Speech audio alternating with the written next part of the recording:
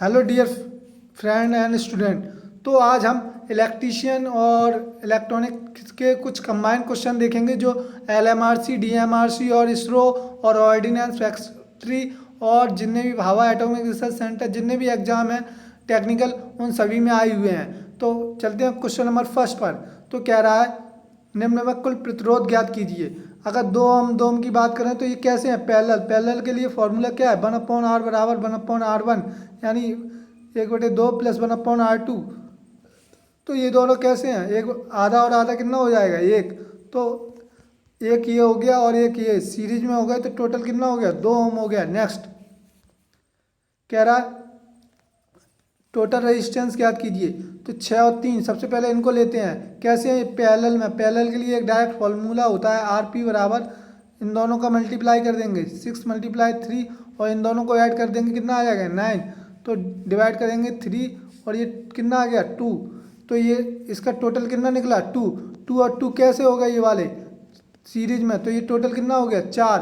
अगर 4 और ये 1 और 5, 4 और 6 कितने हो गए पैरेलल में, 4 × 6 अपॉन 4 और 6 10, यानी 2 पंजे 10 और 2 ये हो गया आपका। अगर डिवाइड करोगे ये कितना आएगा 2.4, है ना। अब ये 4 और ये 8 और ये 2.4 ऐड करोगे तो कितना आएगा 14.4। ए इज राइट आंसर। नेक्स्ट कह रहा है निम्न में किस प्रतिरोध की विद्युत धारा वहन क्षमता अधिक होती है। तो वो वायर बाउंड टाइप होता है रेजिस्टेंस। वायर बाउंड टाइप में क्या होता है आपके कि उस पर क्या होती है, बाइंडिंग की जाती है वायर बाउंड में, है ना। तो उसकी जो वोल्टेज होता है वो हाई होता है वायर बाउंड का। नेक्स्ट कह रहा है इलेक्ट्रॉनिक परपथ में इनपुट वोल्टेज के डीसी अवयवों को ब्लॉक करने के लिए जो वोल्टेज सोर्स के श्रेणी क्रम में किसका उपयोग किया जाता है। वोल्टेज सोर्स के श्रेणी क्रम में डीसी को ब्लॉक करने के लिए कैपेसिटर का यूज किया जाता है। कैपेसिटर एक्चुअली में एसी एनर्जी को एब्जॉर्ब करता है, मतलब इकट्ठा करता है, और एसी को ही पास करता है, डीसी को कभी पास नहीं करता। ये डीसी को ब्लॉक करेगा और एसी को पास करेगा कैपेसिटर, है ना। कैपेसिटर क्या करेगा, एनर्जी स्टोर करेगा एसी के फॉर्म में और एसी को ही पास करेगा, डीसी को ब्लॉक कर देगा। ये माइका है, सिरेमिक टाइप है, प्लास्टिक, इलेक्ट्रोलाइट और पॉलिस्टर और वेरिएबल। माइका और सिरेमिक एक्चुअली में क्या है, एसी टाइप है। इलेक्ट्रोलाइट और पॉलिस्टर की बात करें तो ये डीसी टाइप कैपेसिटर है ना। तो कैपेसिटर बेसिकली क्या करेगा, एसी को पास करेगा और डीसी को ब्लॉक करेगा। तो अपना क्या होगा कैपेसिटर। नेक्स्ट वह संधारित्र जिसकी धारिता उच्च होती है, जिसकी धारिता उच्च होती है वो अपना क्या होता है इलेक्ट्रोलाइट।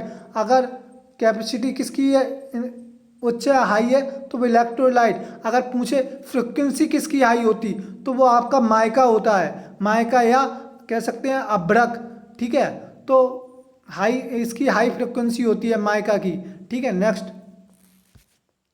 कह रहा है मोटर की शक्ति आपूर्ति के लिए प्रयुक्त संधारित्र है, कागज प्रकार, अभ्रक, प्लास्टिक या उपयुक्त सभी। तो जो मोटर की शक्ति की आपूर्ति करें तो इनका पावर फैक्टर इंप्रूव करने के लिए कागज टाइप संधारित्र का यूज किया जाता है, यानी पेपर टाइप संधारित्र का मोटर का पावर फैक्टर इंप्रूव करने के लिए। उच्च आवृत्ति के लिए प्रयुक्त संधारित्र है तो कागज, अभी हमने बताया था हाई फ्रिक्वेंसी के लिए हम किसका यूज करेंगे, अभ्रक या माइका टाइप का। और अगर हाई कैपेसिटी की बात करें तो इलेक्ट्रोलाइट कैपेसिटर का यूज करेंगे। और अगर हाई फ्रिक्वेंसी की बात करें तो अभ्रक या माइका टाइप का यूज करेंगे, है ना। संधारित्र का उपयोग किया जाता है मोटरों में स्पार्किंग कम करने में, डीसी परपथ में उपयोग सभी। तो उपरोक्त सभी देखो मोटरों में किस लिए किया जाता है, पावर फैक्टर को इम्प्रूव करने में कैपेसिटर का यूज किया जाता है। जिससे पावर फैक्टर गिर जाए तो कैपेसिटर की मदद से उसको इम्प्रूव कर सकते हैं। स्पार्किंग और डीसी परपथ में मिक यूज कर लेता है। ये क्या करता है, कैपेसिटर बेसिकली एसी को पास करता है और डीसी को ब्लॉक करता है। नेक्स्ट कैपेसिटर की डाई इलेक्ट्रिक क्षति मापने के लिए किसका यूज करते हैं, shearing bridge. Shearing bridge actually में एसी टाइप होता है, एसी। और डीसी ब्रिज की बात करें तो डीसी जैसे आपका केल्विन हो गया और व्हीटस्टोन हो गए, जो रेजिस्टेंस ज्ञात करते हैं, जिनसे केल्विन और व्हीटस्टोन से रेजिस्टेंस ज्ञात करेंगे। लेकिन ये कैसे ब्रिज हैं, डीसी ब्रिज हैं। और ये चित्र में सब आपके कैसे हैं, एसी ब्रिज हैं। लेकिन वो पूछ रहा है कैपेसिटी की डाई इलेक्ट्रिक क्षति, यानी जो डाइलेक्ट्रिक सामर्थ्य या परावैद्युतांक है वो हम सीरिंग ब्रिज से ज्ञात करेंगे, परावैद्युतांक, है ना। और एंडरसन और हेज ब्रिज की बात करें, ये भी एसी ब्रिज हैं, है ना। एसी मतलब जो एसी पे कार्य करें, है ना। अगर इनको डीसी दे दोगे तो इनकी कॉइल जल जाएगी। एक्चुअली में ये दोनों क्या करते हैं, इंडक्टेंस मापते हैं। इंडक्टेंस क्या होता है, जैसे आपकी तांबे की कॉइल होती हैं इस तरह, तो इंडक्टर को फाइंड करते हैं इससे। और अगर सीरिंग ब्रिज से बात करें तो इनसे कैपेसिटी मेजर कर लेते हैं। कैपेसिटी यानी संधारित्र का मान ज्ञात करते हैं। अगर हम बात करें केल्विन और व्हीटस्टोन की तो इनसे रेजिस्टेंस ज्ञात करते हैं। इससे एल आर से, इसे एल से और इसे सी से डिफाइन करते हैं। तो बात समझ में आई कि सीरिंग ब्रिज से क्या मापते हैं, कैपेसिटी भी मापते हैं और डाइलेक्ट्रिक क्षति भी मापते हैं। सीरिंग ब्रिज कैसा होता है, एसी ब्रिज होता है। और एंडरसन और हेज ब्रिज कैसा है, ये भी एसी ब्रिज है, लेकिन इससे ज्ञात क्या करेंगे, इंडक्टेंस ज्ञात करेंगे, यानी प्रेरकत्व ज्ञात करेंगे। और अगर हम बात करें केल्विन और व्हीटस्टोन की तो ये डीसी ब्रिज हैं, इनसे हम क्या करेंगे, रेजिस्टेंस फाइंड करेंगे। और वीन ब्रिज से भी हम क्या करते हैं, कैपेसिटी ज्ञात कर लेते हैं। लेकिन इससे हम क्या कर सकते, डाइलेक्ट्रिक सामर्थ्य नहीं ज्ञात कर सकते, इसीलिए हम किसको प्रेफरेंस देंगे, सीरिंग ब्रिज को प्रेफरेंस देंगे। नेक्स्ट कह रहा है 4 प्रतिरोध 2, 4, 5 बीच के कैसे हैं, समांतर में है। समांतर के लिए हम क्या करेंगे, 1/r बराबर इनको ऐड कर देंगे, 1/2 + 1/4 + 1/5 + 1/20। तो ये कितना आ जाएगा, 1/20।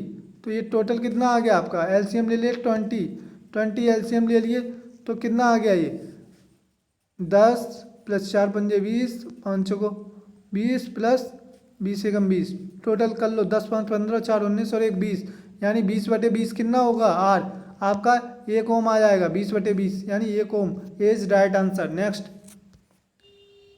कह रहा है इंडक्टर की भंडारित ऊर्जा यानी का सूत्र है। तो यू इंडक्टर की बात करें, इंडक्टर अभी बताया था इस तरह होता है। इससे किस ब्रिज से ज्ञात करते हैं, फाइंड करते हैं, हेज ब्रिज और एंडरसन ब्रिज।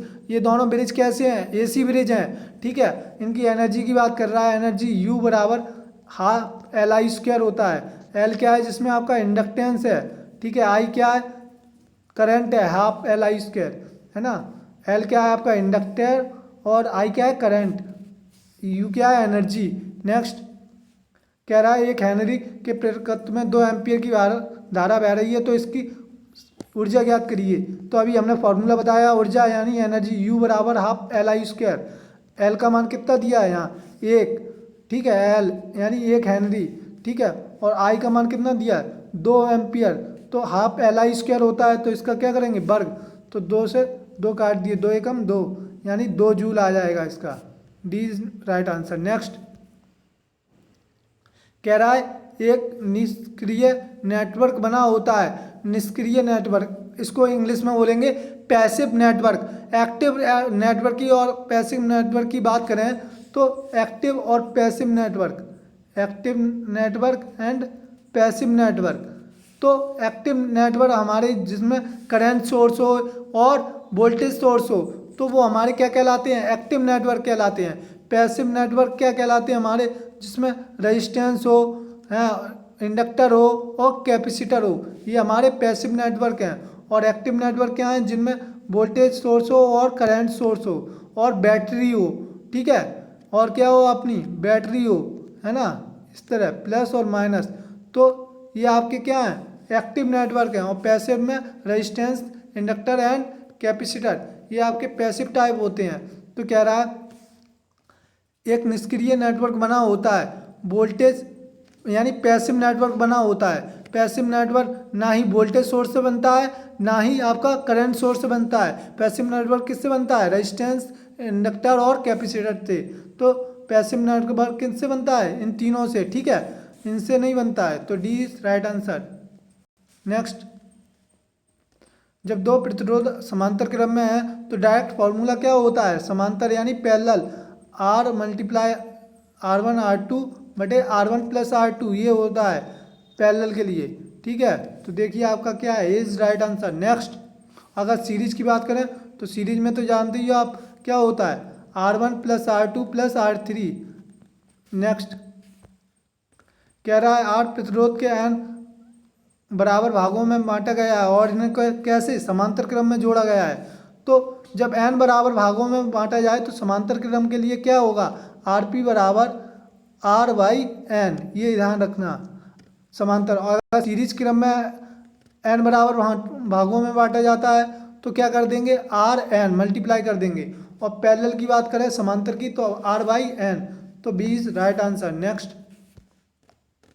तो आई होप आपको ये वीडियो समझ में आया होगा, तो इसे सब्सक्राइब कीजिए, लाइक कीजिए और दोस्तों में शेयर कीजिए और बेल आइकन को प्रेस कर लीजिए जिससे नई आने वाली नोटिफिकेशन और अपडेट आपको मिलती रहे समय पे। ठीक है, next, thank you very much.